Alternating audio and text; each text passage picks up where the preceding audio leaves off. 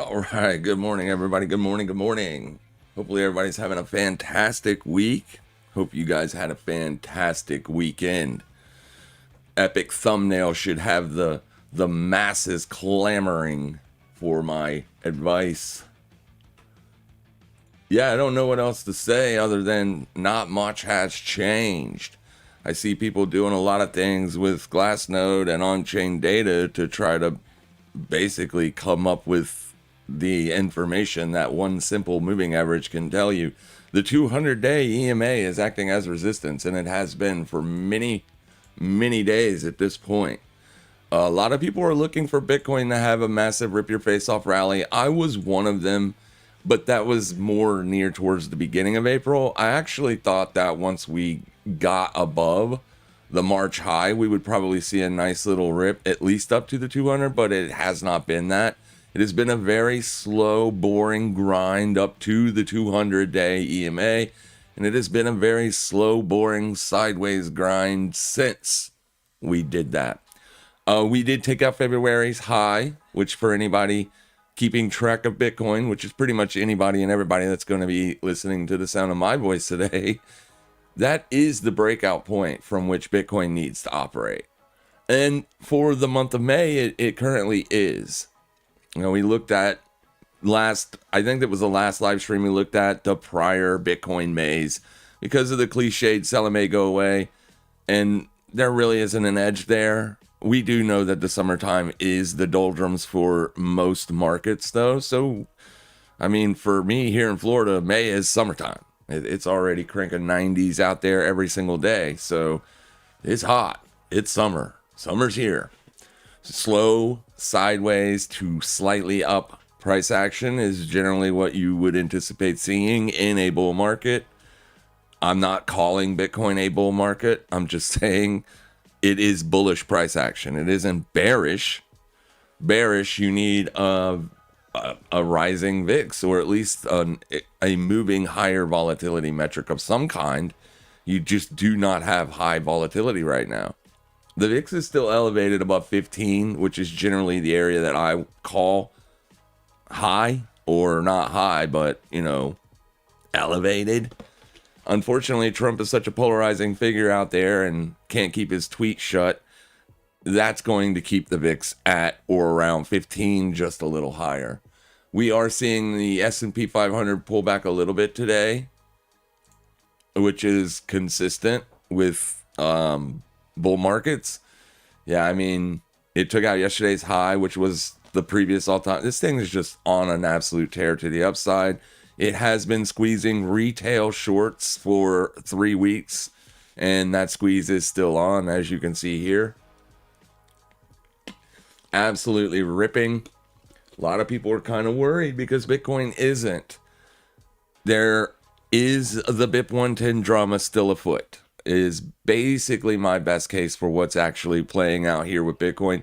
I don't believe that Bitcoin's going to go on to make fresh lows. Now, with that being said, I don't think you have the catalyst. That doesn't mean that a catalyst cannot arise. All right, that's the thing with black swan events and catalysts. So essentially, if you're using the 4-year cycle model as your narrative, you're looking for fresh lows or a potential low in and around October, because Bitcoin 4-year cycle bear markets generally last for about a year. So, I mean, that could be a base case, but it's not my base case. My base case is that most likely, in terms of probabilities, the lows are in. However, we're going to basically take price as we get it because we believe in this motto. We live by it. We trade by it. Price is king. So whatever price is doing, that's what shapes our analysis. That's what shapes our bias. And right now, as long as you're above the 21-day exponential, Bitcoin is more bullish than bearish. All right? And that's an objective statement. You are above the 21 exponential moving average. You are below the 50-week, though. So if you're looking at the weekly chart and you're using the weekly chart to justify your bias, your bearish bias, you still have it. So it's going to be a matter of time frame and preference, obviously. I can tell you one thing right now. If you're a bear, you're paying a premium to sit in a short that is not paying. I am a trader. I do this every single day. And I can tell you right now, shorts have not worked and are not working since February. Since the opening day of the month of February. Today is May. So you can tell me I'm wrong all you want. You can tell me I don't know what I'm talking about. But I can tell you that if you've shorted Bitcoin since February, you are in the red. And not just because of price, but also because of the funding rates. Those will add up over time. You need volatility to be a bear. You just need it. You can't really be a bear without it. One doesn't work without the other. And right now, volatility is what is lacking in this market. So it just pays to be long. Literally. I've been sitting in a long since the FOMC meeting. I got long that day when the press conference started. I literally bought the low of day that day. I've been sitting in that position since. That position has not even been threatened. And that position is generating a revenue. Very small revenue, mind you, because it is a very small position. But if it were a $1 billion position, that trade would be generating a very nice monthly revenue. That's the thing. That's what a lot of retail doesn't understand. Like, the bears are paying a premium to be bearish. So they are losing money. Now, something could affect that in the future to make that not the case. But at least as of right this moment in time, that is the case. Now, if you're a scalper, because that is generally what we do, I am holding longer term positions, but I am a scalper. There are short trades to take. There are. You have been getting a few pullbacks. But most of them get faded. There just isn't any volatility, any continuation, if you will. So if we look at this chart right here, you can see this is a 4 hour on Bitcoin. You did get a nice pullback that did have some continuation early on last week, or late last week, I should say. This is Wednesday, Thursday, and going into Friday. You kind of popped over the weekend, and we haven't gone anywhere since. CPI was just released today. I didn't even know CPI was coming out today, but it was released, and as you can see here, there wasn't a massive change. I think the biggest change in the CPI data has already occurred based on oil. So until we get that move on oil, whether it's higher or lower, nobody knows, right? But until we get that move, we're not going to really be able to, well, I mean, you're not going to see any massive data point inflections here on CPI. Is essentially that, right? That's all I was trying to say. But anyways, last CPI print we got was 0.2. These are month over month number. The core was 0.2%. The forecast was for 3. It actually popped up to 4. So 0.1% miss in terms of what was forecasted. 0.2% miss in terms of what was priced in last month. Core inflation year over year, same thing. 0.2% higher than last month. 0.1% higher than forecast. And then this, just the inflation rate data is on month over month, it's lower, which is weird, but and then inflation rate year over year, which is the chart that everybody looks at basically to compare where your inflation is at, or your inflation rate is at 3.8%. Anything under 4.5 is very workable with the Fed. These are not high numbers. It's higher than what the Fed wants. The Fed wants a 2% target, but it probably won't happen anymore. We'll see. I mean, the data points, we were at restrictive on it for a long time. So I don't think you're going to see a massive fluctuation in this number anytime soon, is what I'm trying to say. All right, so moving forward, We do have a new Fed member, and we won't get to see what his stance is until June, in the middle of June. So there's going to be quite a lot of sideways price action. For today, I really don't have much for you in terms of setups that we're looking for or looking at taking this morning. Farcoin is trading at the low of day, so I definitely don't want to short that. Bonk, same thing, trading at the low of day. Pingu, also trading at the low of day. So selling this yesterday would have been a decent trade. And yesterday, when it came to 9 a.m. as well, there also was not a setup. So there really hasn't been, I mean, I guess there was a setup. It ended up being a setup if you would have sold it right there yesterday, but we didn't. So we're not really in anything. The move on Pingu, if you would have caught that, is a pretty nice little scalp to the downside, though. That is a 5% move. So kudos to anybody who did short the 9 a.m. candle yesterday morning. I had my eyes on oil. Obviously, oil is the big, it is the thing, right? It is literally the thing that is controlling the dollar. And I also obviously have my eyes on the dollar. There is a gap right here on the dollar that did not fill last week. It looks like the dollar wants to do that. It looks like it wants to fill that. So I probably wouldn't be looking for shorts on the dollar until that happens. But if it does happen, I would anticipate that the dollar does in fact roll over. So near-term levels that I'm looking for to put on dollar short risk would be here at 98.57 if we could get a rejection there. That is the 3-day swing high because you're currently trading above yesterday's high. So like if you were looking to get short the DXY today, you're blowing that price out of the water here.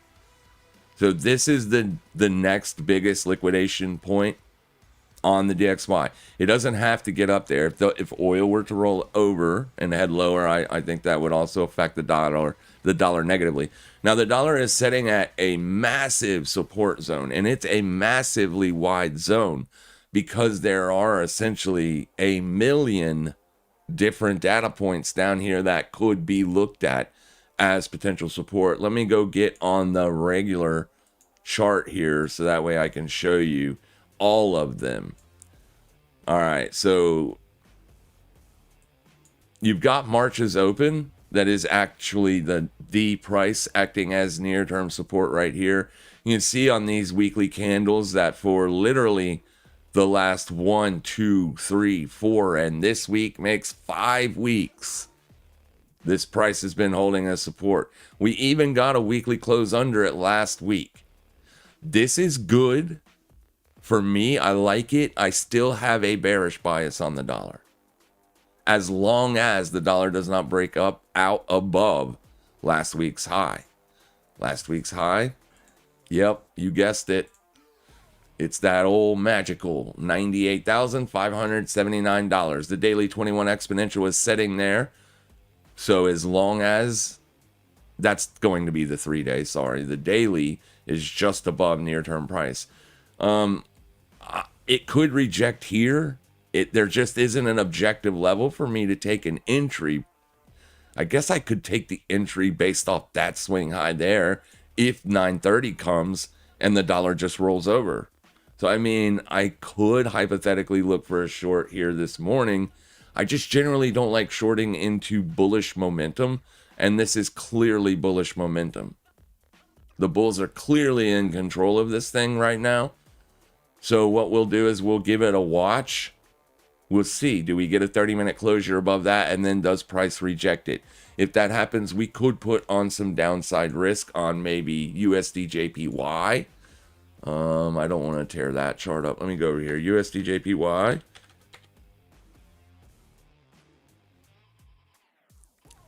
So, yeah, I don't know how high it would need to go in order to roll over, but there is a 4-hour supply candle right over here.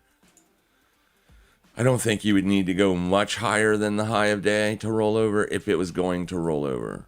If we look at this on a daily basis, it's bearish, or at least we can look for bearish entries. On the weekly time frame, this asset is still bullish. You did close last week under, but the yearly opening range is held as support. All right. So being this high above the weekly 21, it gives me a little bit of caution to be a heavy bear right now. So we'll see what happens here when we get the bell. And then on the week's exchange, we have been short XPBR USDT. I guess they're going to delist that. So if you want to trade Brent crude on weeks, the Brent crude ticker on weeks will now be, or will be, after the 14th, XBR will be delisted. BZUSDT will be the Brent crude ticker moving forward. I'm assuming. I haven't heard that from weeks themselves, but I'm just assuming that's the reason they're going to delist XBR. It doesn't make much sense to bring out a new futures ticker and then delist it instantly, especially a ticker that's tracking something as important as Brent crude oil. Like India's stock market right now is literally collapsing because of Brent crude prices. So I got to be honest, I thought this would be pretty much handled by now, what's going on over in Iran, but it isn't. And obviously the Iranian, whatever they're called, regional guard or whoever, the IRGC, they don't want to make a deal with Trump. And because they don't want to make a deal with Trump, they want to have nuclear weapons, right? They are not the kind of people I feel comfortable with allowing them to have nukes. But hey, what do I know? But that's what they want. And Trump doesn't want that, so we're at a standstill. Until they reach some sort of deal, there's going to be major headline risk in this specific market. And I do believe that you couple this in with the BIP 110 garbage. It's not garbage. I mean, it is what it is, right? It's headline risk. You couple what's going on over there in Iran with the BIP 110 stuff, boom. You have a beautiful recipe for very sideways, very slow, very drab price action. So if you are looking for intraday scalps, and you're looking for intraday scalps in the direction that Bitcoin is headed, like say on Ethereum or something else, then right now that has been up. Because Bitcoin is closing days above the 21, we are typically bullish. We are typically looking for bullish positioning. We haven't really seen anything in terms of volatility spike to kick us into the bearish direction just yet. However, with that being said, and I've been saying this since we've been trading here, if you want to be bearish, you have a perfect opportunity here to be bearish. I just don't know if it's going to work or not. But you are at resistance. You are at the 200-day. It is resistance. Price is literally telling you that it is resistance. You got a nice move on Sunday, got a nice daily close above it. That isn't enough. It wasn't a volatile spike above. So right now, Bitcoin on a daily basis is trading at about a $2,000 standard deviation move for, the last 14 days. I don't think one standard deviation close above the 200-day would be a good enough signal to say, yeah, I think we may be doing something here. I would probably go as far as say maybe 3.5% above would probably be a good enough signal to say, okay, it looks like the breakout is coming. However, I see no reason to close my long, so I'm going to keep holding it. That Wednesday that I am speaking of is right here, so price doesn't really have to go that far to stop me out. But anyways, for the longer term macro folks out there, like I said, you've got a 50-day. That's going to basically judge strength of trend. Generally speaking, the trend is very weak if you're looking at the 50-week, and until price gets above that and then holds that as support moving forward, it's hard to say that you're in a bull market here. You know what I mean? I can say that I think the lows are in, but is it a bull market? I don't think I would go that far. It's very choppy. It's very slow. It's very boring. It's basically what we got going on here. There's been quite a bit of time since the February low was put in. Generally speaking, that's a good thing. I'm going to bring up one more time the relevance the dollar plays to Bitcoin macro cycles. And the reason is because I just don't have that big of an audience. Other people have bigger audiences. I want my audience to understand that importance, right? Because I think some people assume other things that isn't really relevant. But anyways, the dollar plays a huge role on Bitcoin. You're actually looking at Bitcoin versus the dollar.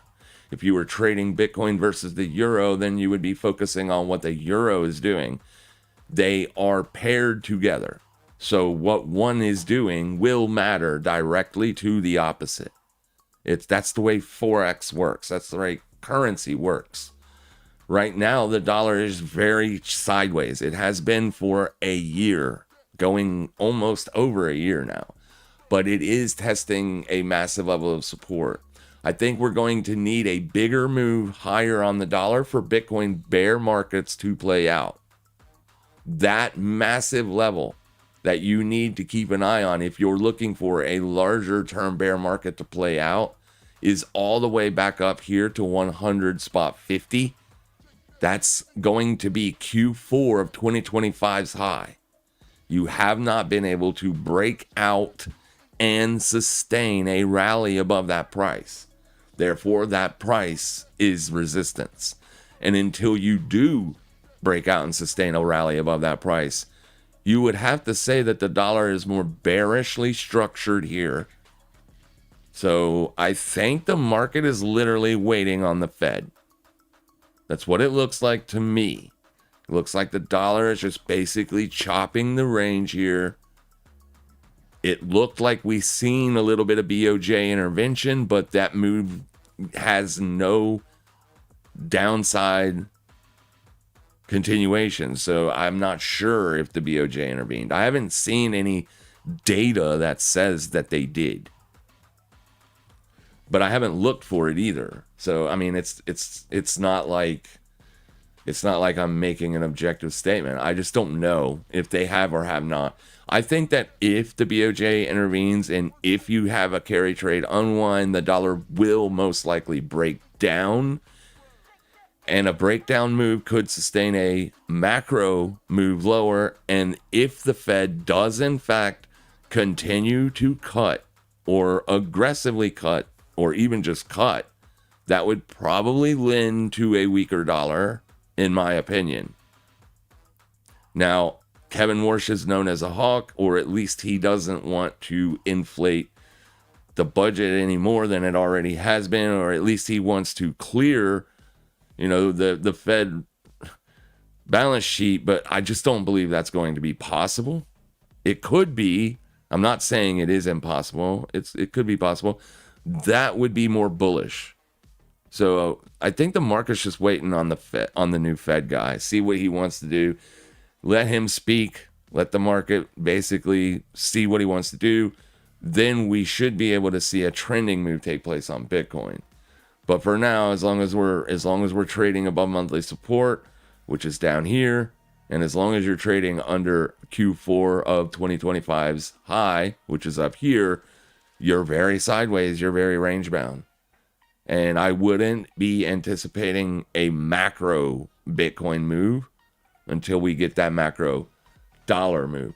Now, with that being said, I have one more photograph that I do want to pull up here, as it is very important. We are in a midterm year, and we are, as of right now, in a 4-year cycle bear market, potentially, right? Nobody knows if the 4-year cycle is still intact or not. We can assume that it is because Bitcoin did top out when it was intended to do so, according to prior 4-year cycle models. So we can assume that the 4-year cycle market theory is working for now. But we can also assume that momentum has said that that cycle has bottomed. This is what is very important. In all prior 4-year cycle bear markets during the midterm years, you did see that more sustained, longer term bearish narrative play out, where the lows were not in this early going into the prior or the very next year. And you can clearly see by this chart with the dollar overlaid on Bitcoin that every single one of them, the dollar was bullish and rising, right? That's what bullish means. Going higher with continuation. Every single one of them, you had an aggressive rallying dollar. You do not have that this year. So when I do say that momentum plus the dollar kind of looks to me like there is a very good probability that the low is in. Now, if the dollar breaks out, that all changes. My whole narrative, my whole thesis, it gets shifted, because a macro bullish breakout on the dollar would in fact lend to potential more bearish price action on Bitcoin. But if you break down, then you don't have, essentially this just says you don't have the exact same scenarios playing out here as you have in 2022, 2018, and 2014. So to look at those prior years and say, well, we're definitely going to go down and make new lows in October is a little bit off the cuff. Right? It's a little bit off the cuff, because as you can clearly see, this chart clearly shows you that this cycle is in fact different. So we need clarity. And in order to get that clarity, we're going to need to see this thing do something. It needs to either break down, give us more of that bullish posture for Bitcoin. I mean, you already do have a macro bullish posture on Bitcoin. The fact that it is being absorbed right now by massive hedge funds and banks and Michael Saylor, like, he could have single-handedly stopped the 4-year cycle market theory from playing out. He has been absorbing a large amount of Bitcoin in this bear market. So that is very important. That is a very important data point. Bitcoin doesn't move the same way as it did in prior cycles. Like, those kind of things just don't happen. Markets, people are moving money based on what is currently happening and what they think the future will hold. That's what moves money. And this price chart is a reflection of where the money has been moving. It's that simple. So laying a 2014 or 2018 or 2022 fractal over this chart does not make any sense to me, hypothetically speaking. So I think we're kind of going to just trade price here and say, as long as Bitcoin is rejecting the 200-day, you can be bearish. And until that no longer is the case, as long as you have the money to pay the premiums, as long as that no longer is the case, then we will absolutely be looking for the breakout. We will absolutely be assuming that the low is in. I have been accumulating Bitcoin since $67,000 because for me, the major cycle bottoms have all occurred on Bitcoin's history with a weekly oversold RSI. That's just using straight, regular technical analysis to judge a decent buying spot, right? Throwing all the narratives away. All of the finfluencers out there, they all need narrative because that drives clicks and views, right? Well, if you throw all of that away and say, where is, like, no bullshit, where is a good place to be a buyer on Bitcoin? Just by simply looking at the weekly RSI has literally been a very good indicator for its entirety of telling you that answer. Literally, here is all of the data from Bitcoin. And literally all of the oversold hits were great buying opportunities. Long term, right? And you've already done that. So that's where I am right now. But like I said, price is king. So you reject this 200 day, and then you reject a support bid at the 21 day, then you come back to this channel, you will see that my narrative has changed. Because I do this for a living. I have to change. I can't stick to my guns if price is clearly telling me that I am wrong. Otherwise, my P&L goes down, down, down, down, right? We don't want that. I can't afford that. But yeah, looks kind of slow and boring, but it is in fact rejecting that 200 day. So right now, currently, Bitcoin is struggling to make fresh day lows. The bell just rang. So right here, real quick, let's go see if that 30-minute candle on a DXY is actually a decent break. And let's check out oil real quick. So oil is liquidating the current day high. So I'm going to put a short on oil here on BZ with a very tight stop. All right. I'm shorting it right now. I am filled. I am short this contract. The perpetual swap on weeks. If it makes a fresh day high, I will be stopped out and I will try it again, maybe a little bit later. This is bullish. So you don't need to take this same trade with me. Let me show you what I'm talking about here. So Sunday we closed back above the 21 day. All right. So generally speaking, if this is going to be a trap, then what we want to see is the very next day. We want to see it either A, liquidate the prior day and reject, or just open and reject. We kind of did that yesterday, but you can see today you're getting upside continuation. That means the bears yesterday were wrong. That's literally what this means. That yesterday's bears were wrong. So today's bears are probably going to be wrong. The probabilities are that, yeah, this thing is very strong today. Chances are it's going to keep going higher. So be very careful if you're trying to short oil. Now, with that being said, the sellers are in control of this specific exchange. This is the week's exchange. So if you go over to the BZUSD on Binance, it could be different. The buyers could probably be in control. But right now, this is the only reason that I can even try a short. If this was above the positive, I wouldn't even be trying a short based on the signal that we got yesterday, based on what we're seeing currently today.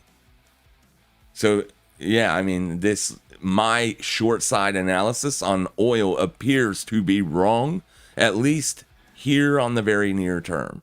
It could end up being right later on, but I think you're going to need to see a little bit more clarity and a little bit more of the U.S. and Iran working towards a deal. And you're going to want to start to see, both sides reflect that deal, which is the one thing that we have not seen since this whole war started. The Iranian Guard has literally been saying one thing, Trump has been saying the other. I generally do put more trust in what the U.S. is saying, because the U.S. didn't make a bunch of AI videos and post them on X about how the U.S. was destroying Iran's carriers and stuff, right? When Iran did do that. So if we're going on just using a person's prior actions to be a judge of character, I would say that, Iran might not be so truthful. I'm not calling them outright liars or anything, because I sparked a little bit of debate yesterday amongst one of my Patreons, and that's fine. I do not have an echo chamber. If you think Iran has won this war, I think you're delusional. However, that's fine. You can have that. You can have that analysis, I guess. I mean, I would just simply ask you, by what metrics are you judging the victory on? Because if you go by, who's killed who, how many warships have been destroyed, how much this, whatever, like there has to be some data points that you're looking at. So if okay, fine. If you have data points that say they're destroying the US, then okay, fine. I'm okay with that. But anyways, I'm a trader, so I definitely need to know what's going on over there, because what is going on over there is directly responsible with what oil is doing here today and tomorrow and the next day and so on and so forth. Right? So I definitely want to know what's going on. I am slightly informed. I might be a little bit, informed on a political side more or less that does not align with your political narratives, but in trading, right, there is still massive headline risk afoot. So we have to be cautious when looking for oil shorts, especially with headline risk. Oil can rip to 110, 120, and even higher. It absolutely could. I would say if the U.S. starts to escalate this in the way that they have threatened to do, like destroy their power plants, turn all the lights off in Iran, things like that, then this is probably going higher. So be careful. That's all I'm saying. Make sure your risk is mitigated. Make sure you have a stop loss at or above 105 spot 38. Okay? Do that and you'll be fine. All right, moving on. So we'll see what oil does. If oil does in fact roll over, I doubt it does today. I haven't seen any news or any headlines to speak that we're even close to a deal at this point. So chances are the bulls are in control of price here. It is grinding higher, and it most likely will continue to do that because the trend is your friend. Say it with me. The trend is your friend. It's how the AI works. It's the same way. AI works because it's a probability machine. It generates the best and highest probabilities, and that's how it seems to predict things it needs to predict. Well, price is similar to that. We could be setting up a multi-day trap here, though, right? We could be. So if it is, because we have liquidated literally everything we need to liquidate in terms of if the market is just seeking out liquidity, you really have no reason to go higher here. That is why I have a short side bias. It isn't because of my political biases. It's literally because, dude, there ain't anything else to smoke here. You're going to smoke the sellers from yesterday and today, and that's literally it. You've got to go all the way up to 114.91 to get last week's sellers out of the market. Until price does that, last week's sellers are fine. You can see that high is way up there. That high also was a liquidation high. Boom, boom. This is why I have an near-term downside bias. That's it. That is all. We liquidated the higher prices, which essentially just means in supply and demand, there was no demand above 114.62. That is why the market reversed from that spot. There could be demand at 105.06. Only time will tell. It's very simple. But you have, in fact, liquidated most of all of the things that need to be liquidated here on a very near-term basis. That's your last 3-day high right there. There's only 10 hours left on this candle. So unless this candle gets a nasty move lower today, which isn't in the cards, I don't think that is going to happen, then this looks very bullish. It looks like it wants to go higher. It looks like it is literally putting in upside continuation right now. That's the thing. Like, that's how I know it is bullish. It is currently trading above the prior 3-day high. That is continuation. All right. So the short is a flat out gamble. Okay. Flat out. It's a gamble. It's all I'm doing. I'm making a bet here that oil might go lower today. Maybe. I will probably be wrong, like I said. But yeah, this could be building in a trap, but we're going to need more data for that. We won't know really until we get the end of the day. So like essentially if oil's trading at 106.80 or 107, anything higher than where it is right now by the end of day, I would argue that you should be looking for longs pretty much every other day going into this week. I mean, if you're down around prior day lows, don't be looking for longs at the day high. You never want to buy day highs, guys, ever, unless it's a legit all-time high breakout and you have a bullish catalyst / narrative. Make sure there's always a catalyst with the narrative. Don't just go on narrative only. You need to have momentum and a reason for the momentum. If you have those two things, then you can take trades in the direction of momentum. Right now, momentum is slightly up. Yeah, we'll see if this has any continuation to it. 8 hour, I mean, every time frame, no matter what time frame you look at, it's going to look more bullish than bearish here. 8 hour, 12 hour, all of it. So I need to see this basically close as bearish engulfing for me to become even more bearish in the future today. As if it doesn't do that, if this doesn't end up being a bearish engulfing, then I will be bullish oil moving on until it drops out again and gives us a technical reason to be a seller. There isn't a technical reason to be a seller here just yet today. It bounced off the 50 yesterday. So essentially yesterday I do private live streams every single day, and I do public live streams Tuesdays and Thursdays.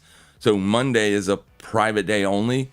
Monday is the candle that my crosshairs are currently over. I literally told them during that stream yesterday that if it stopped where it was stopping, I would exit my bearish oil position on yesterday because I was in the money yesterday. So I'll show you that. It is in hindsight, but I am not cherry picking the data because this played out in real time during the live stream. All right. So yesterday, I shorted oil right here on this spike because same thing, pretty much, right? It was liquidating, blah, blah. So I got short, and it did, in fact, give me the move lower. Let me kill the moving averages because I don't care about intraday moving averages. I only care about daily, weekly. That's pretty much it. But it basically bottomed out right here. You can see these 3 30-minute wicks. That's an hour and a half.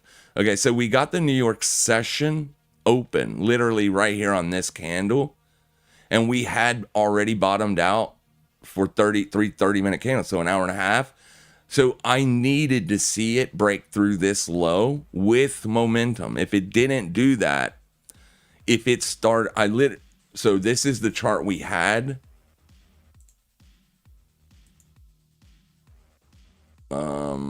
Right here is what we had. I was already short at this point. I was already making money.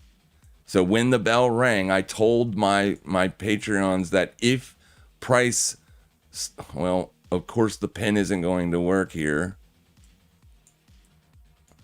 I don't know why, but if price starts to do this today, then I'll probably bail. If it doesn't within the next hour or so, take these lows out and head lower, then I am wrong on direction, because I knew on the daily time frame we were retesting both the 21-day exponential as well as the 50 on the RSI. So if we go back out to the daily here, pull up the RSI, if it's going to let me, I don't think it's going to. We go back to crosshairs. Here we go. I'll restart that pen here in a second because this little thing does not work. But anyways, you can see how it is retesting the 50 on the RSI. So because it's retesting it from above, I have to give more respect to the upside break than the downside rejection until we take out the prior day's low. But we weren't even nowhere near the prior day's low. So I knew that there was more chance of the bulls taking back control of that market than the bears. The bears had a lot more to prove. So obviously I closed that trade because that's what it did. It started to migrate back to the upside. And then right then I would have made a stop. So instead of eating that stop, instead of taking that, which it would have been a very small loss, instead of taking that loss, I decided to take a little bit of profits instead. That's little things like that are going to separate you from a profitable trader to a not profitable trader. Just little tiny things like that. How you manage risk will 100% define how good of a year you have or how bad of a year you have. But price was not doing what I wanted to see it do. I know I can't predict accurately what price is going to do at any time. Yesterday, it could have literally rolled over and dumped, and then I would have looked really stupid for closing that position in hindsight. But that's something that you can never predict, so it doesn't matter. The trade ended up being a zero effect on the P&L. It wasn't a big win. It was not a loss. So it was a nothing burger. Same thing here today. If at least in the next hour or two, if you aren't at least taking these lows out, there really is no point in setting in this trade because price is already making higher lows and higher highs. I think a lot of people make this stuff way harder than they need to. I really do. Price is clearly bullish here, so it needs to start making fresh lows at some point, or your short thesis is very, very wrong.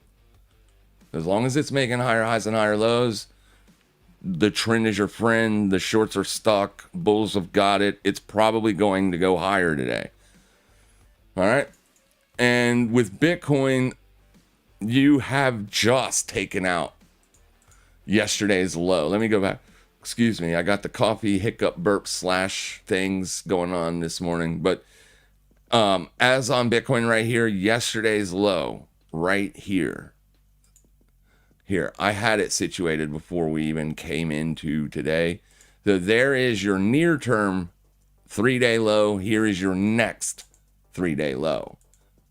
All right, going into the daily chart, you can see yesterday's low is still intact. Price has not liquidated that yet. That's probably what the bears are aiming at here. May's VWAP comes in right here. That could act as intraday support if price breaks down below these two white lines. But it wouldn't be a great buying opportunity because the 200-day is setting right here. So if you were to buy this area, you can only expect maybe a 2% move. Now, if it breaks out and gives you upside continuation, that's all well and good, but you can't anticipate that is going to happen because it has held for over a week at this point. It has held. Well, almost a week. Today's Tuesday, so one more day will be a week that it's held. Chances are it's going to smoke these two areas right here and then maybe even come down into here. I would want to see what price does once that happens.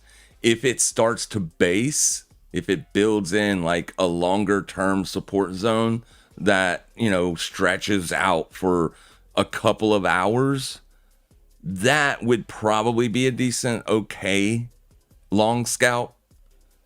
It is currently doing that right now. But like I said, with the whole oil shenanigans yesterday, I don't know what it's going to do.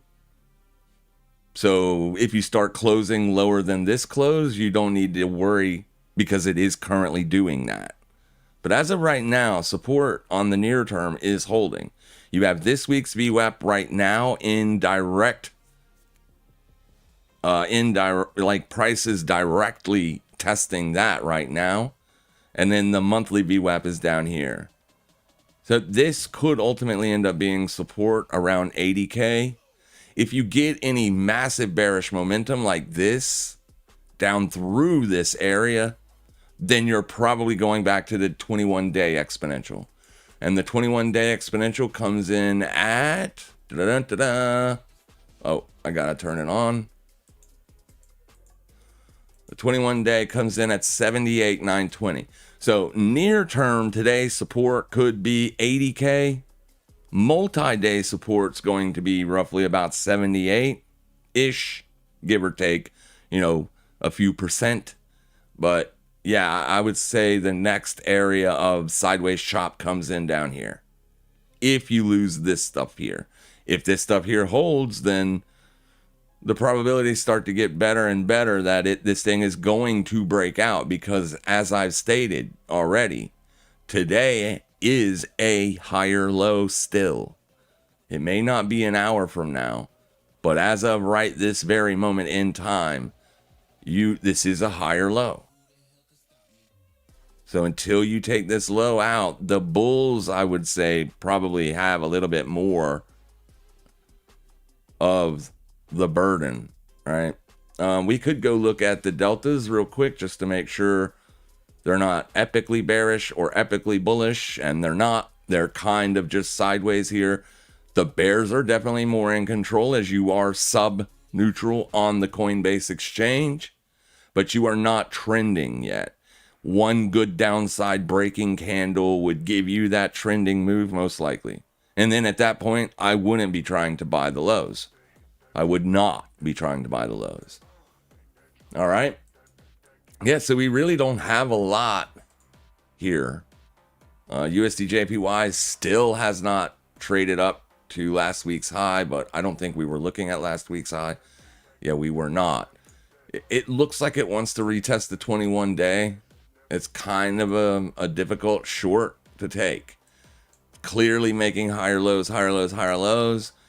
Even though you have this nasty breakdown here, you did not get continuation yet.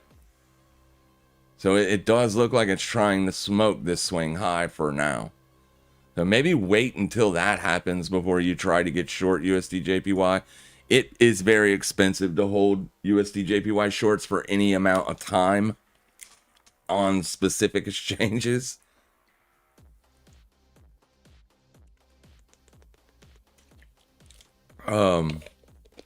But I do have more of a near-term bearish bias on it, just given how the daily 21 is structured. That would definitely all change if you got a nasty bullish breakout today, which could absolutely happen. And until you fill that gap, or at least a midpoint fill, which you're not quite, you're doing that right now. You are currently filling that gap right now. The midpoint fill of that gap, that's your gap. So roughly about 98.41. If price reverses that, I would say good enough on gap fill. And then if price gets back under the yearly opening range, I would be full on bearish the DXY. That's my analysis. All right, let me get through some of these questions. Good morning, good morning, good morning. What's happening? What's up, traders? Great start to the week. LFG, says LMG. Yep, it is. Good morning. Good morning, everyone. Good morning, good morning, good mornings. Lots of good mornings. Can you have a look at Circle Coin and HIMS? All are long-term positions. So how do you think they'll look on the weekly?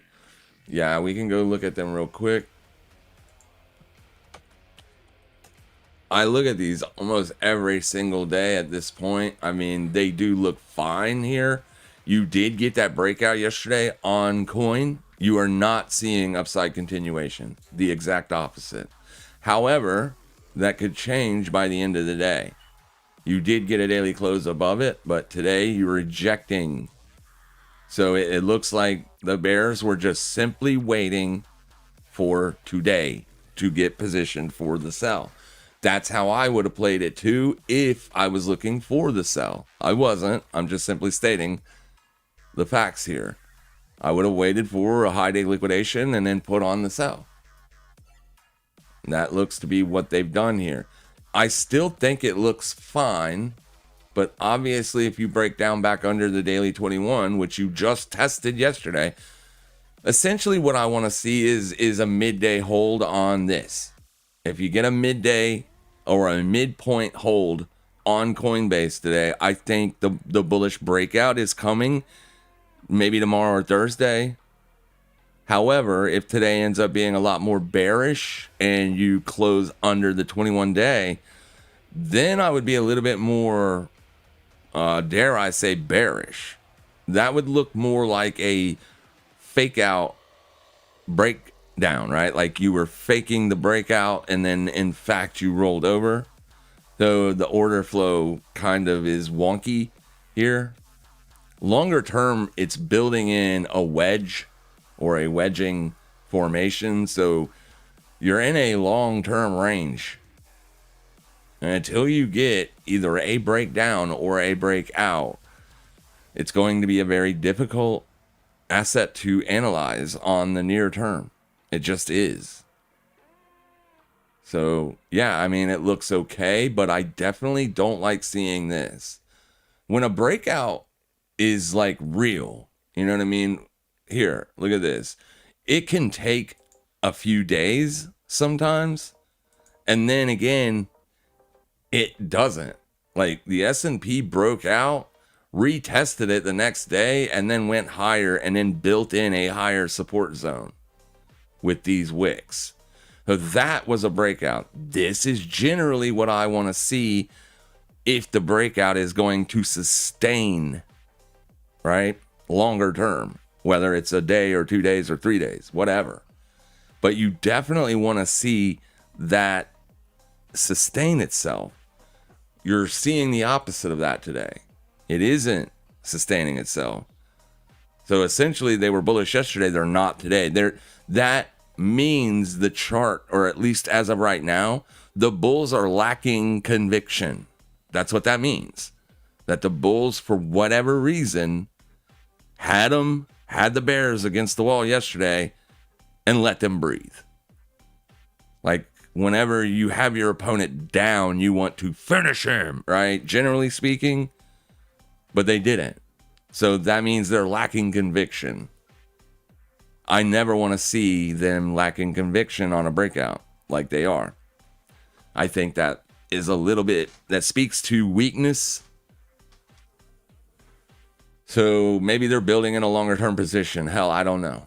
But I generally don't like to see this. So put a Fibonacci retracement on that baby and say simply to yourself, if you're in this from like down here or down here, right, then you're going to have to manage that risk if you get under the midpoint of yesterday's range. As long as you're above the midpoint of yesterday's range, I think you can hold that position. I don't think you need to freak out. Don't freak out. Don't freak out. You know what I mean? I think you're fine. But yeah, I would be a little bit concerned. The problem is the 21. It's right freaking there. So that could end up holding. It's a state of affairs for damn sure. Yeah, I mean, it looks okay, but will they continue? That is the question that nobody can answer. All right, that was that. Let's go look at Circle, which is CRCL. Same thing. You wicked up above the previous swing high. You're currently rejecting that. So midpoint can hold. Then I would feel like I would want to be bullish, not bearish. On the very near term, the market just opened 30 minutes ago. So, I mean, at any point, the bulls could show up. But it definitely feels like on the very near term here, the bears are in control. So, I think this is a little too close to the 5-minute 200. You could probably get down to about 120. 119 and still remain bullish. Yeah, yesterday's midpoint. Just if you're below yesterday's midpoint, the bears have got it and they're in control.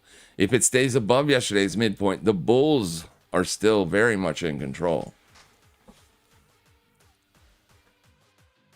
The bulls are more in control than the bears are on the near term. That could obviously change. But I'm not sure what you're looking for. Longer term specifically, it would depend on where your entry is. If your entry is sub 100, you're good to go. I see no reason to close it. This is a bullish engulfing weekly candle still. You've got 3 days left on it. If this ends up closing as a bearish engulfing weekly candle, then you could make the argument that that is a massive rejection. But you are above the 21, and that's all you're going to get. There's not 50 weeks of data on this chart, so you're not going to be able to pull up a 50 week. You need one more week. Next week's close, you'll get a 50-week EMA. For now, that's all you got. Got to go by the 21 week. And this looks good for upside continuation. And then HIMS. Yeah, I mean, same thing. It looks like the bears have done or are doing right now what they're trying to do, but if last week's low stays intact, then I would argue that the bulls are more in control here. That this was nothing more than a liquidation of those near-term longs. And now that you've gotten them out of the picture, what does price do? So on the daily, it looks a lot more clear. Like it'd be a very easy trade going on. If you close back above the 21 day, that would look really good. I would probably be more bullish going into tomorrow than bearish. If you reject this and then close down in here today, the bears have it. The bears have it. Same thing though, longer term, it's making higher lows and higher highs. It hasn't made that last higher high yet, but since this has been wedging up, it has made higher highs. Looks like consolidation to me. It looks like the 200 day is holding price down. And once you essentially take out all the demand, this will go up. Or all of the supply, whatever. This will reprice higher, looking for that supply. And that's probably when you'll get the breakout. I don't know if this is trading like, I mean, it looks like Bitcoin and it looks like Coin and Circle and Bitcoin and all of them, right? So it's a very risky asset. Very risky. And it looks fine. I don't see any reason to be concerned just yet. You take out that trend line, and then obviously something has changed. Longer term, this chart doesn't look that great to me. It is super volatile. Super volatile. Where's the 50 week? It's still above price, so the trend is still dominantly to the downside on the weekly time frame. And you haven't even tested it. But this is a bull flag. It is more of a bull flag than it is anything else because you've got the expansion and you've built in 4 weeks of sideways price action. That is typically what you want to see for upside continuation. When the bears are in control, guys, they have no problems usually getting downside continuation. Usually, when the bears are in control of an asset, you make fresh weekly lows and continue to do that. Now, you have been making fresh weekly lows literally every week, but lacking continuation. So the bears lack conviction. Hence the reason why this would be my line in the sand. 25.35. If the bulls can stay above that, I would be more bullish than bearish. Looking for the breakout. The bears just don't have what they used to have back here. Continuation. They don't have it. It's in price discovery. Anybody could win. A headline could come out that makes the bears more aggressive, but for whatever reason, the bears are not aggressive on the lows. That's not always a good sign, but it is better than it isn't if you're looking for longs. Hopefully that makes sense. NVIDIA, we're still holding longs on NVIDIA. We bought NVIDIA right here at the open of this day. See no reason to close that still. It is still screaming to the upside. I think it's going to continue. I see no reason for it not to continue. The S&P 500 today currently is an inside day range. You've got no continuation on downside or upside. And Bitcoin is still, oh, no, you did ultimately take out yesterday's low. So Bitcoin is no longer an inside day range. Now Bitcoin is full on a trending day candle, as you did take out the low of day of yesterday. That doesn't mean that you're going to see downside continuation today. It just means it's no longer an inside day candle. It still looks fine to me. I mean, I see no reason to panic sell. I see no reason to panic sell. There really isn't anything happening here. It's down 1.37%. It's still very consistent with a trending up market.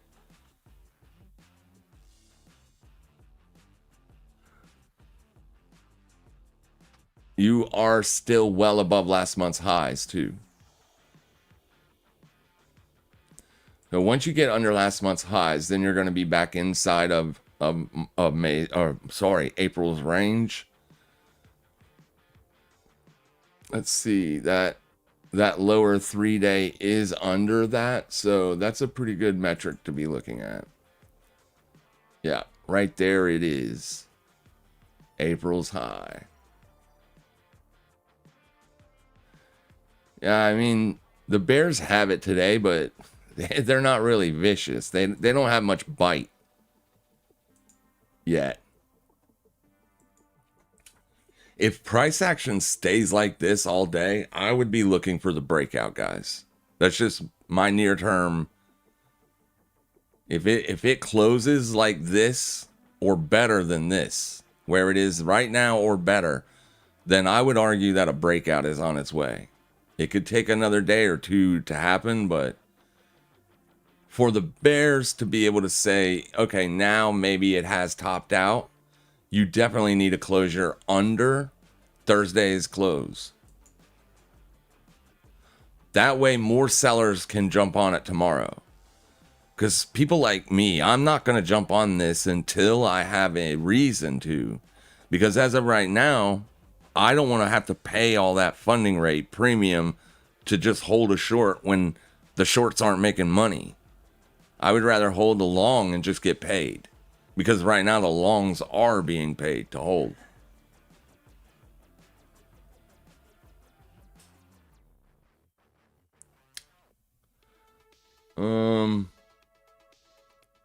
I guess I didn't make a chart and save it.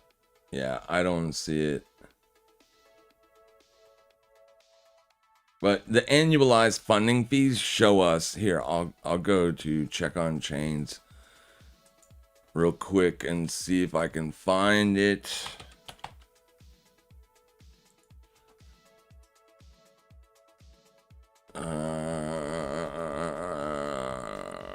Right here.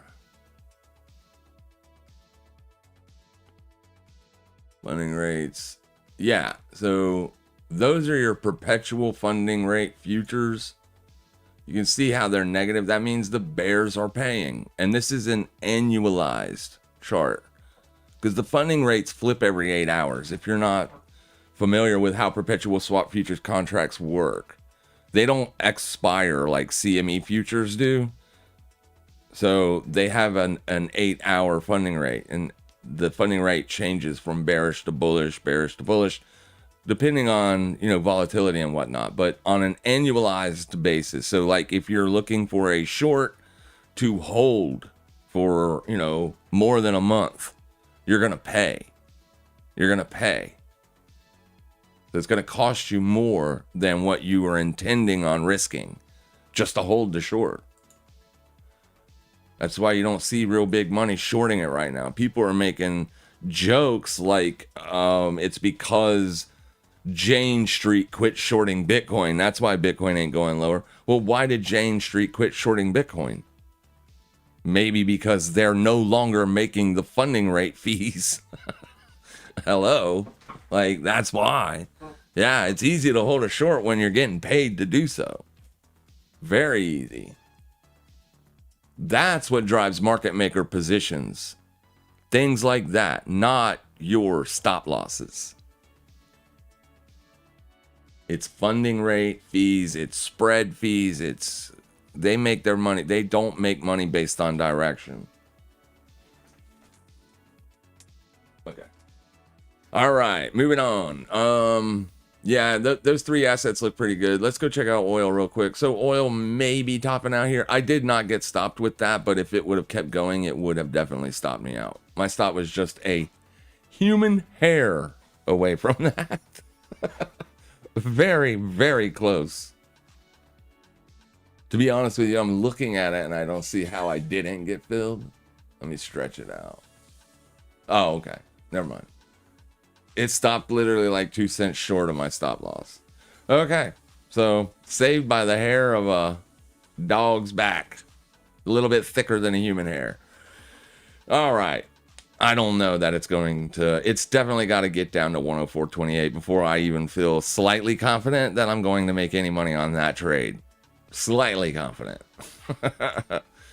Right now, the market's been open for 45 minutes. We're not seeing any volatility to the downside yet, so that's not that comforting.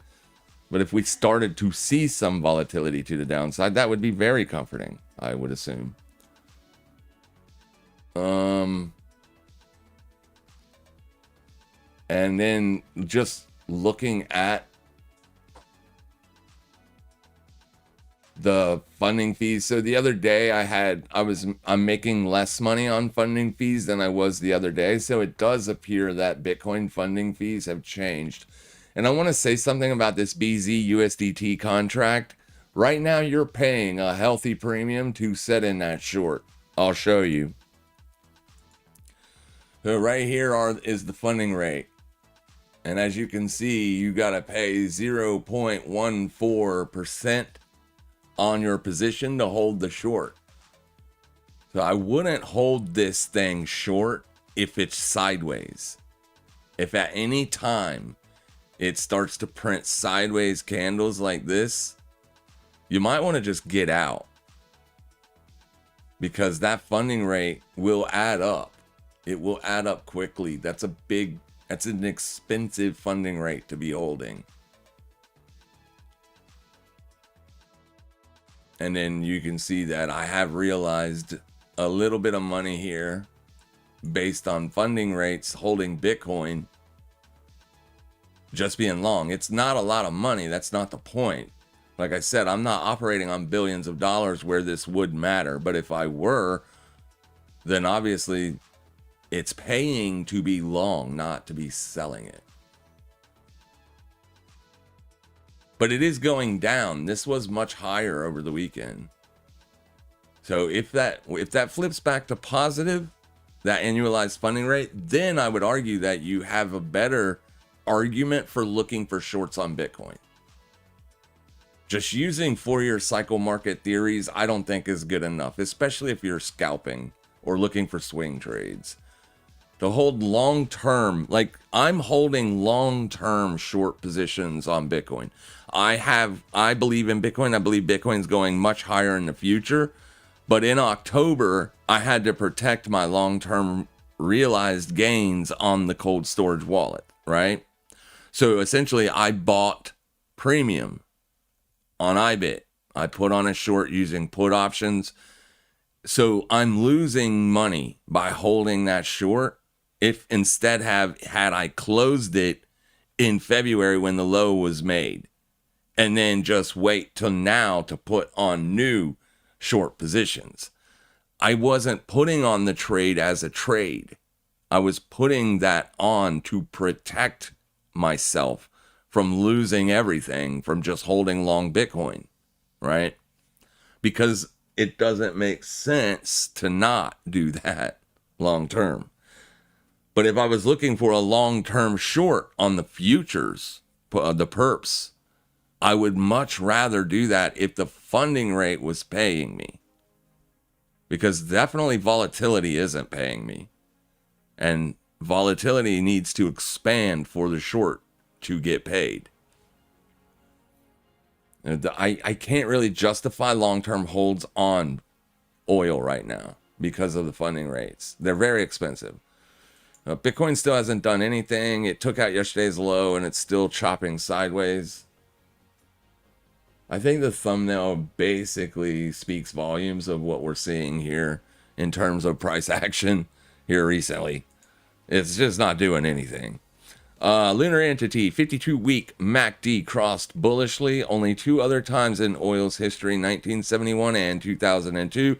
Yeah, I would argue that momentum is definitely bullish on oil right now. Yes, it is. That's why I don't condone or recommend a short. I'm looking for the short because I know that if a deal is reached, or when I should say a deal is reached, I know oil will fall off like if you just launched a brick off the roof of your house. It's going to hit the ground fast, right? And I know that all the governments that are importers of Brent crude are going to do anything and everything they can to buy cheaper oil. Really. I mean, they want prices down. It's having a massive negative effect on all of their societies right now. Their economies are not doing good with Brent crude at these absorbent prices. So eventually, I assume Trump will either A, cave from other nation presidents' pressure, if you will, or he just doesn't give a damn because the U.S. is net oil exporter. We don't really. Our gas prices have gone up, yes, and diesel prices have gone up a lot more. I don't drive a diesel, but I'm just simply stating gas prices have been affected. But our economy as a whole, not really. We're fine. We'll be fine. But it does suck for the normal average American to have to pay these exorbitant prices. I get it. It does. YM1 exclamation point. Short entry is cooking. Damn, I need to see which company is dragging the Dow down. Yeah, I don't know. I don't trade the Dow. I only trade the S&P 500 futures. I don't trade the Dow.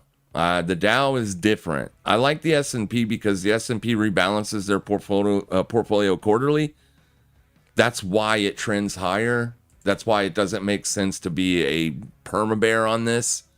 Because if there's a company inside the S&P 500 that is underperforming, they kick them to the curb and then put someone else who is outperforming in. That's how they keep a consistent, higher trending chart. Because they're rebalancing the portfolio. The Dow does it differently.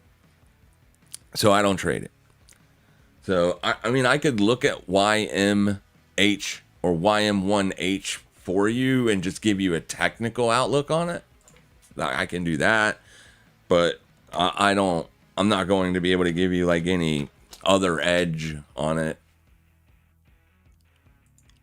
Other than a technical edge. The Dow, what is it, 30 companies? Or supposedly 30 of the U.S. biggest companies? I'm not sure. Yeah, I mean, obviously retail is probably shorting at 50K. It's a big figure number. It's acting as resistance. And you're right. There could be specifically one or two companies that are underperforming, keeping it down. I don't know which ones they are. If I had my Charles Schwab platform pulled up, I could pull up every stock inside of the Dow Jones Industrial Index and tell you exactly what assets are holding it down. The Thinkorswim platform is phenomenal for stuff like that. Or you could just simply ask Grok. I mean, he might be able to tell you rather quickly what company in the Dow Jones is underperforming. Probably spelled performing wrong. I am a shitty speller. I can read, I just can't spell. Salesforce, CRM, and Nike are currently the most underperforming Dow Jones stocks year to date in 2026, both down around 33%. Here are your top underperformers year to date as of recent data around May 2026. Here are the worst performers based on price returns, excluding dividends. Salesforce is number one CRM. CRM is obviously a software company. Software got creamed. Nike. Nike is suffering because of competition, I guess. I don't see why Nike is suffering so bad, but they have been for a very long time. Here is the Nike chart. It looks like dog shit. Damn, Nike, you were something back in the early 90s and 2000s. You were killing it. Actually, they were killing it all the way up into 2021. Something happened in November of 2021 that Nike has not recovered from. Call it competition, call it tariffs, I don't care. Call it whatever you want to call it. But it is definitely underperforming here. It looks rough. I would say long term, if they could get their stuff together, this would be more of a buying op than it is a longer term selling op. But I don't know, man. That chart looks rough, dude. 1, 2, 3, 4, 5 straight years of downside. Yeah, I don't know. What happened? The new generation don't like Nike?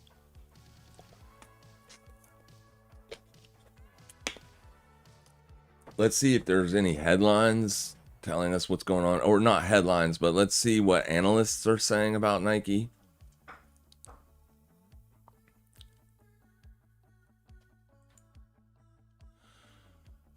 Only 39 analysts giving stock ratings in the past 3 months on Nike. Only 2 of them are strong sells.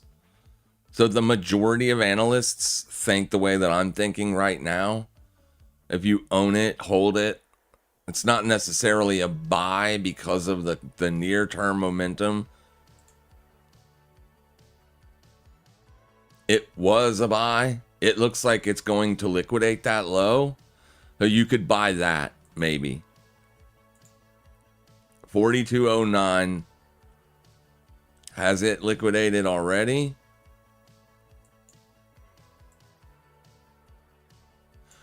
It has not. I mean, it's a dead on tick.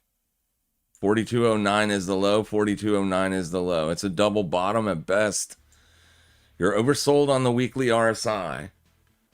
Unfortunately, the last time, so when we analyze long-term gainers for long-term holds, we want to look at 10 years plus data. If on the 10 years data, you have a chart that goes from bottom left to top right, momentum buys are good buys. Oversold momentum buys are good buys. I would argue that this chart has not been a good trending company for the last 10 years. I would argue the opposite. I would argue that in the last 10 years, you are literally down. It's down. So had you bought this any time in 2016, you are down on that position. So I would actually be willing to buy Nike only if it doesn't shit the bed here. And what I mean by shit the bed is give a nasty breakdown candle. Like close way down in here, right? Don't do that. If it can just wick under and hold 4209 moving forward, I would be willing to put on long risk on Nike at 4209. And I would have a stop at like 38. And it would only be 1% of my total portfolio. That the width of that stop would be 1%. So if I put a longer, but it would be for like the longer term, a longer term bet, like, and that's only going by the analysts' ratings. Only 2 out of those 30 say it's a strong sell, and that's just because they're obviously looking at different data points. I haven't looked at Nike's financials or anything like that. If their financials are strong, but I doubt they are, otherwise they wouldn't be getting killed. But you can see how buying oversold in the last year and 2 years has been a very bad idea. So I don't like it, but Nike is generally, or has been, a good company. Maybe that's changing. I'm not super bearish on it because it's been bearish for 5 years. I would say a bounce is coming. Let's go pull this. Let's do something. Let's pull this up on FinViz. And let's just see what's going on with their money. So they're a $62 billion company. They have a $2.25 billion income with sales reaching $46.55 billion. What is the PE ratios? 27. That's still kind of high. It's not a growth company. With forward PE being 23.19. I mean, I just don't know enough. And look at this. I mean, it's been downgraded by Wells Fargo recently. It just got downgraded literally on the 8th of this month. In April, I don't know who HSBC Securities are, but they downgraded them as well. Piper Sandler, JP Morgan, Goldman, and BOFA Securities all downgraded in April. They do that generally to get a better price if they're going to continue to own them. But their price target is still higher than where Nike is right now. So even though they've downgraded it, they have a $55 price target. That's not great. That's not great at all. I would say that simply and be done with it. But that's the one. I don't know about the other. The other's a software. I don't know. Are they SaaS? Are they software as a service? Those companies are going to struggle with AI in the future. ETH looks like shot, he says. Yeah, it doesn't look good. Ethereum is weaker than Bitcoin, but probably indicating that Bitcoin could get weak in the next coming days. All right, Ethereum is making a fresh weekly low right now. Bless you, baby. You have already essentially made a fresh weekly low on Ethereum. So I don't know why Ethereum is struggling so bad. I wouldn't say this is a good buying op either, simply because it is struggling so bad. Comparatively to Bitcoin, on a weekly basis, Bitcoin has been making advances every week. Almost. This week you didn't make that higher high, but the week after you did. I mean, Bitcoin is testing last week's midpoint right now, so it is kind of a support zone. It's just because the range of the weekly candle was so small. But Ethereum, nah, it looks bad. You've taken out last week's low. That means next liquidation point is down there. That's not May's open, but you get what I'm saying. You do have May's open to contend with here for support. It could hold as support. But I just don't love that monthly chart, man. You have not liquidated February's high. You have a lot of rejection wicks here. I would rather be short Ethereum than I would Bitcoin, looking at this chart. If I was going to be short anything in the crypto market, Ethereum would be it. Because it is weak. At least you are getting a downside expansion.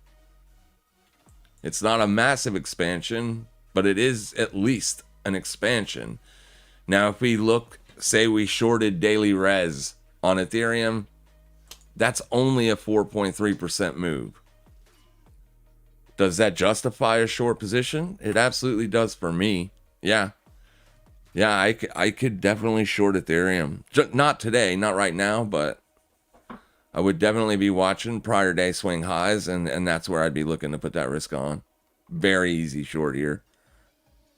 I don't like it at all. Your entry is 0.00814. That's on Pixel. Okay. Pixel USD.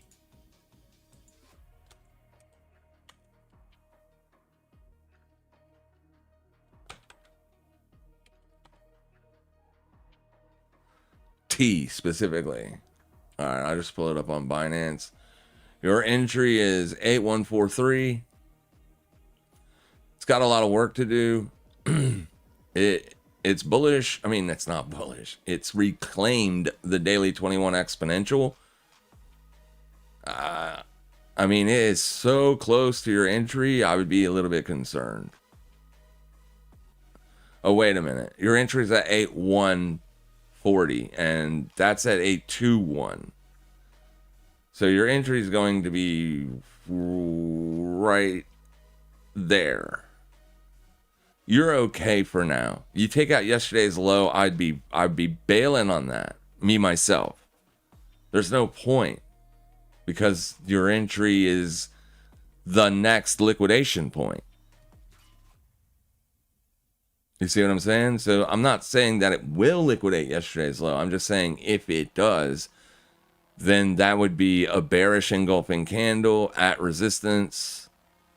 Yeah, I'd be concerned. I don't know what the fundamentals are on this in terms of the crypto, what's causing people to want to buy Pixel. I don't know. Other than it's been building in a long-term bottoming formation, I could agree with that. Longer term, this is an inverse head and shoulders. It's just not a pretty one. It's the same thing, right? It's an inverse head and shoulders or cup and handle. They all relatively mean the same thing. It's a longer term accumulation formation.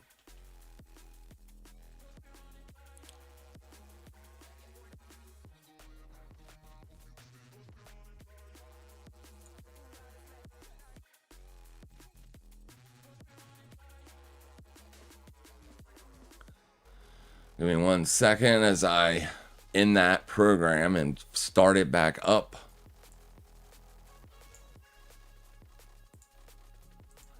This is a longer term bottoming formation. It is literally a cup and handle, right? When you make this rounding bottom. Most cup and handle patterns look like this, right? That's what you're looking for on a cup and handle. You put in a rounding bottom, then you break out, then you pull back and hold the higher low. That's what people are looking for on a cup and handle formation. An inverse head and shoulder is the same thing, right? It's a lower low and a higher low. You got a low, then a lower low, then a higher low, and then boom, breakout. So literally the same thing. Wyckoff accumulation formation, same thing, right? You put in a low, the lower low, that becomes the springboard, and then off to accumulationville. All of them infer the exact same thing. You put in support, you liquidated support, built in a higher low, and that is held. So this would be your neckline, so to speak. It's under your entry. So if I were long, I would want to get in long at around 711-ish. And at least then I would have that longer term accumulation formation kind of backing up the entry. So yeah, if you take out yesterday's low, I would just bail on the position because most likely it's going to come back into you. And instead of eating a loss, just close the trade. You can always buy it again. That's the beautiful thing about trading. You can always rebuy. It might not be a better price, but that doesn't matter. Not really. Not on the near term. It will affect overall P&L, but this is just going, like, this stuff is just going to be basic. Everybody's going to be different here. But in terms of managing risk, I would just bail on it. It isn't, you're not seeing any upside continuation. Not really. It is making higher highs and higher lows. So until that lower low comes in, I would hold it, but be cautious. You're testing yesterday's midpoint right now. It could hold. If it does and you close today back up, you're fine. You don't have to do anything. Given by what the dollar's doing, what oil's doing, I think that's literally what's keeping a lot of these things down, guys. To be honest with you, that's just my humble opinion. I could be absolutely wrong, but I think because the dollar is so sideways and oil so sideways to up, that's what's keeping Bitcoin and cryptos down, you also have Kalshi and all these other, betting platforms that come online. That's where a lot of crypto volume went. Like, they're growing exponentially year over year, your betting platforms, and crypto is losing volume. So it just looks to me like your fast money gamblers have essentially left the crypto market because they've been burned so many times because of pump and dumps. Now they're going to get burned over on Kalshi. Because the burners are going to follow the money. All right. The people that do the burning, the pump and dumpers, they're going to follow the volume. They're going to follow the money. The exact same things will start to happen. I don't know if you guys were aware of this or not, but last weekend, Saturday, there was a massive fight and it garnered a lot of attention. I haven't heard the pay-per-view numbers or anything, but the last time that a live stream was done on YouTube through the UFC, right, over the fight, the last time it had over 200,000 live viewers was when McConnor and Khabib fought. Connor and Khabib, never, I can't even say his name, but it's been a long time, right? So a lot of people tuned in to watch Khamzat get beat this weekend. Going into the fight, all the betting platforms had Khamzat winning by 80%. Think about that. He was the favorite by like 8 times going into that fight. A 4-1 favorite, 5-1 favorite to win. And he got beat. Whether that breaks your feel good or not, it's the fact of life. It happened, even if you think it was wrong. It still happened. You still lost your money, didn't you? It is still written in stone. That's the problem. That's like, for me, that's a huge problem. Because there was one part in round 2. Now, I'm not saying anything or stipulating that this happened. Please don't take me the wrong way. I'm just simply stating that now that the gamblers have left the crypto market, went over to the online betting markets, it would be very easy to do a pump and dump over there too. How much are you getting paid to win the fight, Khamzat? 1.6 mil. I'll pay you 1.9 mil to throw the fight. You see what I'm saying? Because I'm going to bet $10 million that you're going to lose. Boom. It's easy to fix the market, is all I'm saying.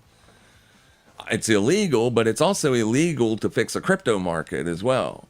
But don't think that your money is safer on those platforms than it is in the crypto market. It's the same exact thing. Gamblers will lose their money. They will always not have an edge because no matter how strong you think your opponent is or whatever you're gambling on, big money can manipulate that market. It's a very small market still. And they can manipulate it. And they will. Now, I would argue that the fight was not fixed. I would argue that Sean is very difficult to keep down and to hold down. In fact, Khamzat rushed a takedown on him, and the way they fell, Sean fell on top almost. So then Khamzat realized that Sean was in the middle of getting ready to put him into, control. So he just fell backwards. He just laid back and took the ground on his back to go into a defensive posture. But that allowed Sean to win round 2 because he controlled 90% of round 2 because of that.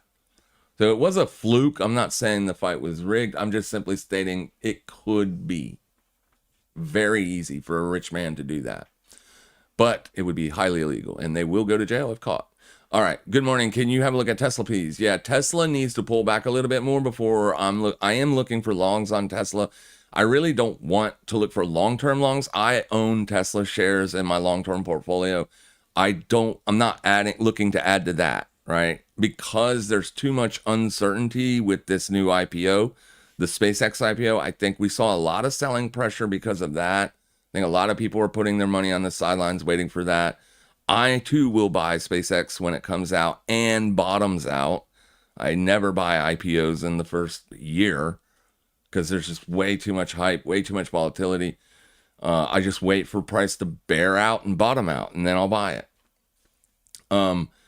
But if it can hold the 200-day, I would be more than willing to put on a swing trade on Tesla to the upside. Tesla it's kind of a hard market to analyze on a macro basis because they're not a car company. Obviously, they haven't been traded as a car company since 2017. It's been a highly speculative market. A lot of shorts got wrecked on Tesla in 2017, 2018. So yeah, it's a very speculative market. So if bullish technical indicators can hold up, I will be looking for the long. I think it would be no problem at all for Tesla to break out to fresh all-time highs from here. I just don't want to buy it while it's ripping because it's too hard to mitigate risk like that. I want to wait till I have an edge, at least a technical edge, before putting on risk. We don't have that right here, right now. It is looking really good, though, on the longer-term charts. If we get rid of that trend line, you can see how you smoke 3 months worth of highs here. That's a really good sign. Looks like the short squeeze is commencing. If it can hold May's open moving forward, I'd be more than happy to be in a buyer right there on Tesla. Thank you so much for the super chat, my friend. I really appreciate it. Good morning. Oh, yeah, we're looking at that right there. Bully Jane Street got pound. I need Bitcoin to go up. Green candles, average trader Maxi. You're spot on. They stopped shorting because the trend reversed. Exactly. That's why I stopped shorting it. I mean, that's why I stopped. I had seen no reason to close shorts, but those shorts have been since stopped out. So, yeah, I haven't seen any reason to put a short on Bitcoin anytime lately. That could change in the future, obviously. I'm still holding my puts, but those puts are going to expire worthless if Bitcoin continues to rally. It's as simple as that. I'm only holding the puts to protect my long-term risk. That's it. Those puts will pay me if Bitcoin breaks down. So I will still lose money. I will still lose money because I have my portfolio structured to where I will make more money if Bitcoin goes up instead of make more money if Bitcoin goes down, because I think the odds of that happening are way less. To bet on Bitcoin going to zero, I think is there's not enough data to support that. And if that ever changes in the future, then obviously I will short the guts out of it. I don't care. I'll just buy something else that I think preserves my buying pressure, or my future buying power. SUI USDT. Okay, so SUI is way too volatile. I know that it's been talked about a lot recently because it on Sunday had an explosive move to the upside. Same exact thing. It's testing and failing at the 200-day exponential. So really on the long term, let's go see before I say something that is objectively wrong. But yeah, okay, so the 50 EMA for any newer traders is the best trend strength indicator. Okay, that one indicator can tell you a whole lot. If price is above it, you have a strong uptrend. If price is under it, you have a strong downtrend. So you're clearly under it still here. Could it break out above that? Absolutely it could. It is squeezing shorts right now, but you need that to continue.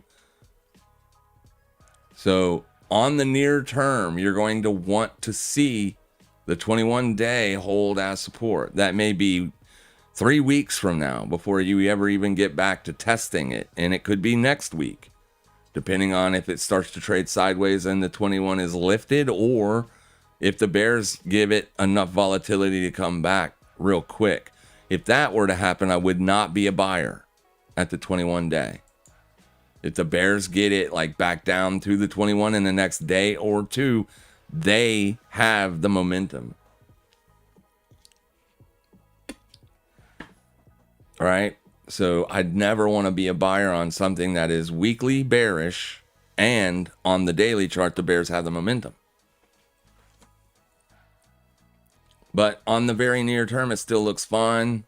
I think this daily candle is so big, just watching the midpoint won't be good enough.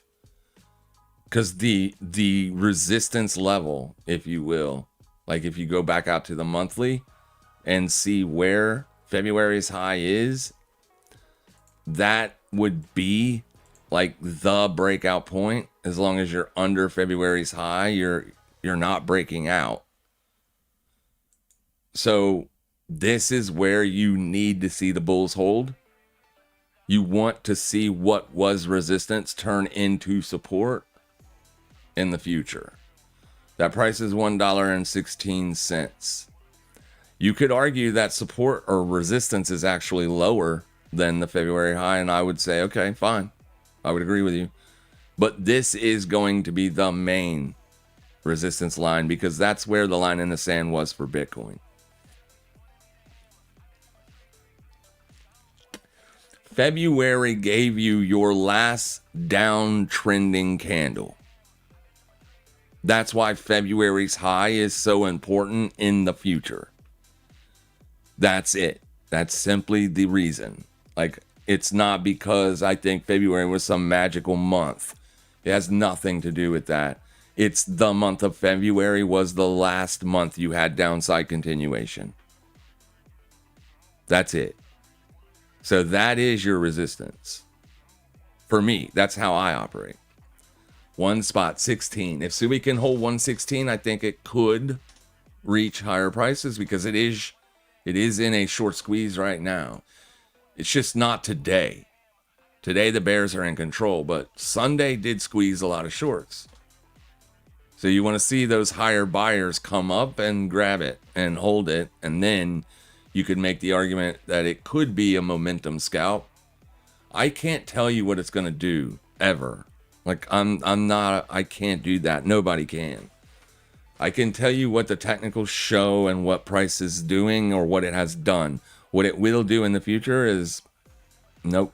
That's not how I make money anyway. So I don't need to be able to do that. But that's where I would want to see it. For me to take a long position on Sui, I would need to see 116 hold. At least for a couple of days or a day. Give me a day, test it, close back above it, and then let me find an intraday technical level to buy. I would be willing to put risk on in that scenario. All right. Woke shit. That what happened to Nike? Probably. There was, back in 2020, there was the whole get woke, go broke saying. It definitely hurt Bud Light. It has definitely destroyed Hollywood. And they're not stopping. I really wanted to see the new movie coming out, talking about the Homer's Epic or whatever. That story. I just watched one, a British actor portrayed in it, but it was a different telling of it. It was just about the guy getting home, and then it was the suitor part of the story, more or less. And he showed up. He had a long beard and everything. I watched it because I respect the actor. I like the actor. He's the same guy that plays as the new M in 007 or the 007 franchise. I don't know his name right off the top of my head, but he's been in a lot of really great movies and he's played a lot of really great roles. So I respect him as an actor. He played in it. It was a decent take on that. It was a decent adaptation on that storyline. But I don't know if this movie's going to be any good or not. I don't know if it's going to be good. We'll see. But it is definitely going to be woke if the rumors are true. I'll tell you right now, I think some of the rumors are not true. I think. I hope. Because I love good movies, if they're good. Some people. Those. Let me see here real quick. Shit. Never mind. I won't even get into it. Yeah, I mean, that was the rumor. And there's a lot to be said about that. So that could be what happened to Nike. I don't know. I can't make that statement. I can tell you one thing, they're not doing great. It seems like they're making money though.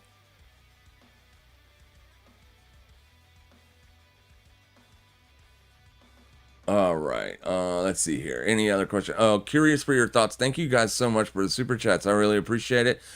I mean, obviously, I hope you guys know you don't have to send super chats. I will respond to every question if I see it. I'm human and I do make mistakes, but thank you. I really appreciate it. Curious for your thoughts on UIS. 12 month and 6 months out. All right, let's go pull it up. I don't know the company. So I will not give you any like macro analytics because I don't know what they do. I don't know how they make money. Technically, it doesn't look good. So I'm just basically looking at the 10-year trend, right? As I stated a little bit earlier, that just kind of helps me see where things are, where they've been for the last decade. Typically speaking, for longer term investments, and you said 6 months to a year, so it's not a super long term investment, but still is more long term. You generally want to see it trending at least in the last 10 years. So right here is 2016. That's 10 years out. So we don't need to look at anything but this, right? And we can clearly see that this thing has been making lower highs and lower lows. Now, that's not to say that something couldn't happen in the future to where it does bottom out and head higher. It's $3, so it's definitely a penny stock at this point. You don't have any investment funds in the US that have this on their balance sheet. $5 is the cutoff. It's a law. They can't hold it if it's under $5. Retirement funds, essentially. But yeah, it doesn't look good, my bro. Or bruh. This chart looks terrible. It looks like a big old turd. Yeah, I mean, I don't know why I ain't bankrupt. To be honest with you, I couldn't justify holding this for a week, let alone a year. I couldn't do it. Now, to be fair, it is currently testing the weekly 50. I would assume that's a selling op at this point. I mean, I wouldn't short it because there really just isn't much left. There's not much meat on the bone to even look for a short, really. Because here's the thing, assets longer term, they don't just go to zero until the company files bankruptcy. It could trade at 250 for the next 20 years. So I could short it at 321 and it only goes to 250 and then just stays there forever. That's why I wouldn't justify opening a fresh short on it. But I definitely can't buy this. I definitely cannot buy it. It needs to build in a longer term bottoming formation. And I just don't think you have longer term down here. It is a bottoming formation, but it's just a very near term bottoming formation. If anything, I would say this rally is a short covering rally. Same thing that happened here. Just the sellers take their positions off. They realize they've been sitting in it for so long. They probably milked it for all it's worth. They're just closing their trades. And then that causes artificial demand. Their earnings, the last two earnings appear to be green. So, yeah, I guess you could say it's a short covering rally spurred on by a couple good earnings prints. But is that enough to sustain a long-term rally? I don't know. I just don't think it is. The sellers were willing to hit it here last time. I would see if they do that again. I mean, it topped out at 350 essentially. That would be my long-term upside target.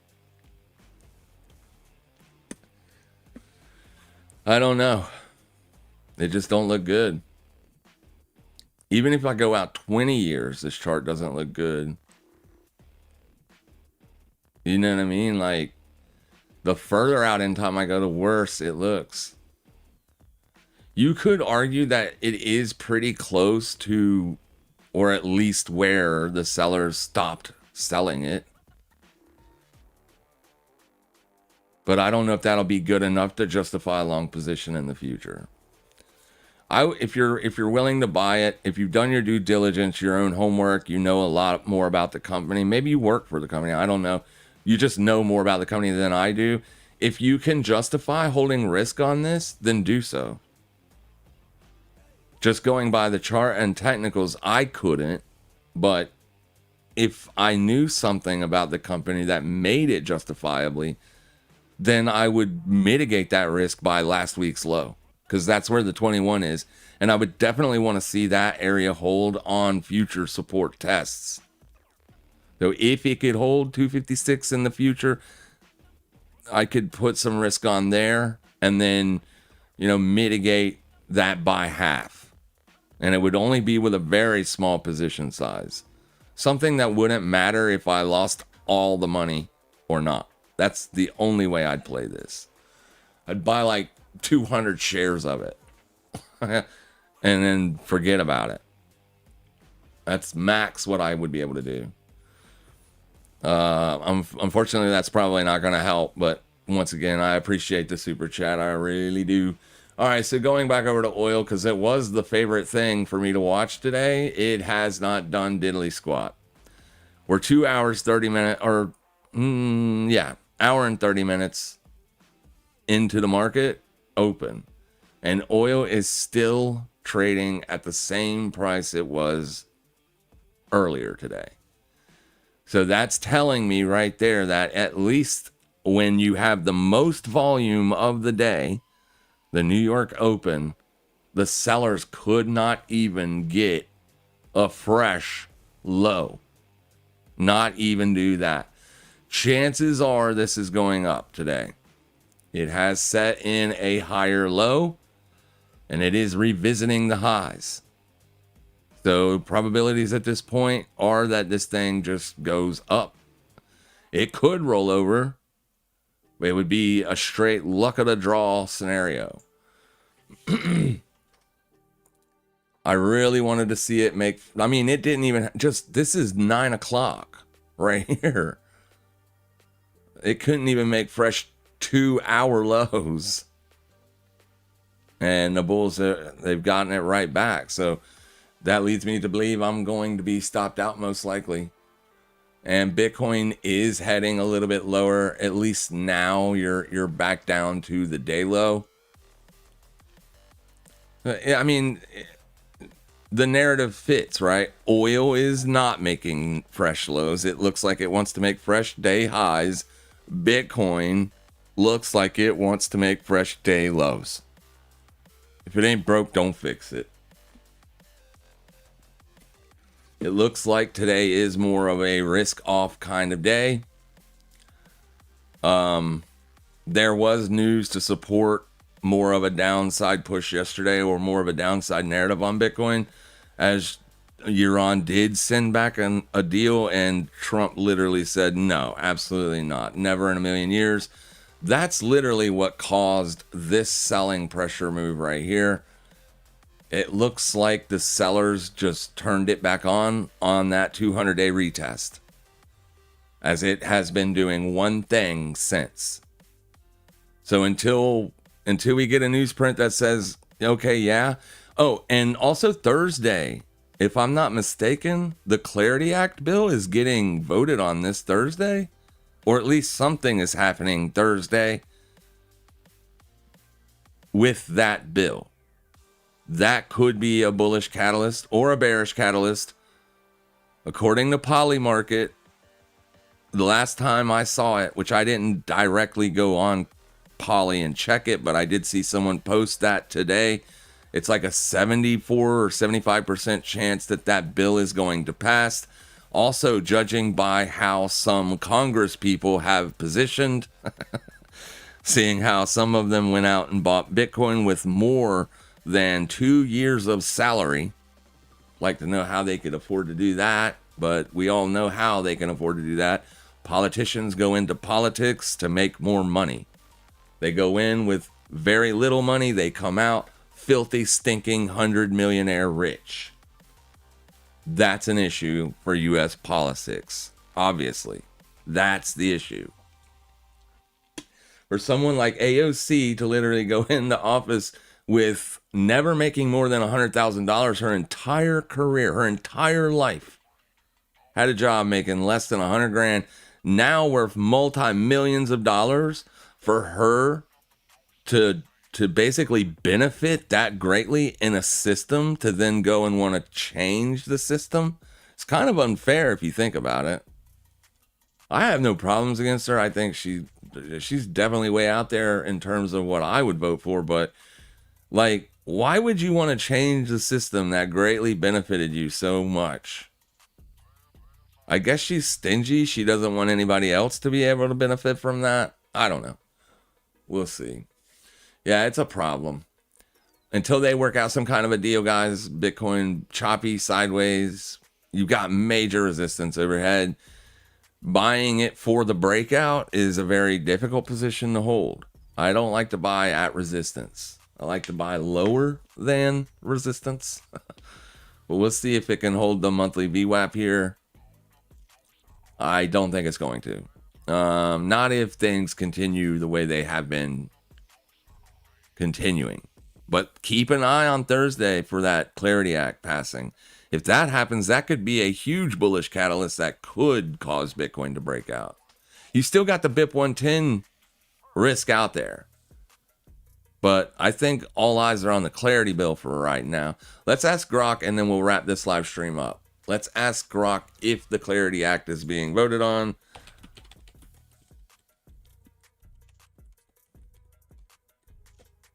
Voted on this week or just Thursday. Oh my gosh, dude. Oh, no. Yes, the Clarity Act, Digital Asset Market Clarity Act of 2025 is scheduled for a Senate Banking Committee markup vote this Thursday, May 14, 2026. So you could literally see some insane volatilities on Bitcoin on Thursday. And then if we go back to the charts and pull up our... Yeah, I don't see anything else really. We already had GDP. The only thing in America that's coming out on Thursday is retail sales. So the headline risk on Thursday is going to be the Clarity Act. Keep that in mind when taking positions today or tomorrow, as those positions could greatly be affected by Thursday's volatility. Thank you guys so much for your time. Make sure you guys trade safe. Make sure you trade smart. And as always, happy trading, everybody.